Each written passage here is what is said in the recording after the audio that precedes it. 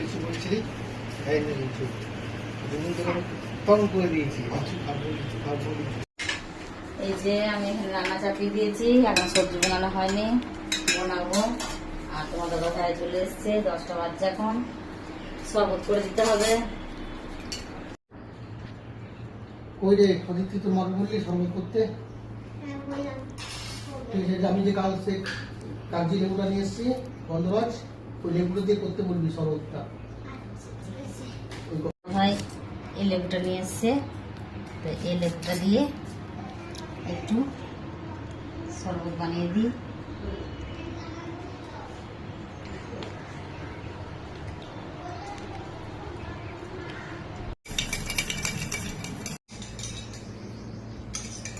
চিনিটা একটা মোটা আছে, বলছে না তাড়াতাড়ি। তোমার ভাই একটু তাড়াতাড়ি আছে, ডিউটি যাবে। খুব সুন্দর হয়েছে শরবতটা, লেবুটা খুব সুন্দর ছিল যে গন্ধরাজ লেবু। একটু জল আছে।